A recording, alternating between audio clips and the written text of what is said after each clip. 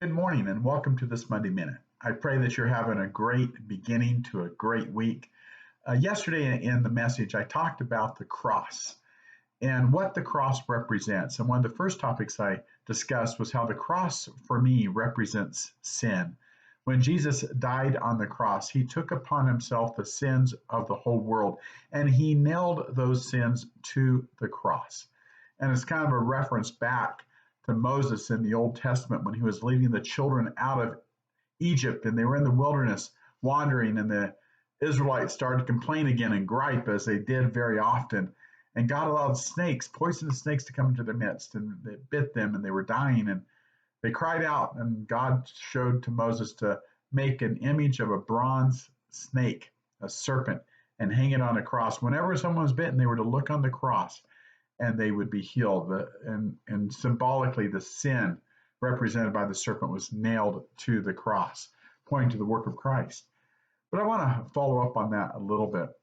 Moses, in Hebrews chapter 11 and verses 24 through 26, it says this: By faith, Moses, when he had grown up, refused to be called the son of Pharaoh's daughter, choosing rather to endure ill treatment with the people of God than to enjoy the passing pleasures of sin, considering the reproach of Christ greater riches than the treasures of Egypt, for he was looking to the reward.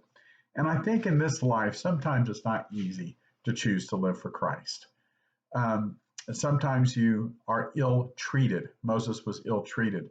By the people of God, he was treated poorly. And he gave up what the world would consider pleasures, the pleasures of Pharaoh's palace, the pleasures of delicacies. But Moses had in mind a greater reward. He had in mind eternity. And sometimes on this earth, we do get ill treated when we live for Christ. We do have to give up some of the worldly pleasures that are pleasures for a season, even though the end of them is destruction, for a greater reward. I think of Moses. God buried Moses, but God wanted Moses to be with him so greatly that he sent an archangel, Michael, to dispute with Satan over the body of Moses. And Michael said, "The Lord rebuke you." And Satan had to give up the body of Moses. And so Moses was resurrected early and got a resurrected body and is in heaven.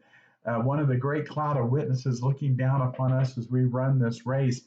He entered the promised land on the Mount of Transfiguration, when Jesus appeared with Moses and Elijah in glory to the disciples. And Moses is in heaven, and Moses has a greater reward. Pharaoh is not. It doesn't seem like Pharaoh's in heaven. Pharaoh had all the pleasures, but it led to destruction in his life. And so I encourage you, be careful the direction you go. Sin may have pleasure for a season, but it doesn't last forever, and it will lead to destruction in your life. But when you discipline yourself and when you choose to put your trust in God Almighty, it may not be the easiest road, but I'll tell you, the rewards are eternal, and both in this life and in the life to come. You have a great week. God bless.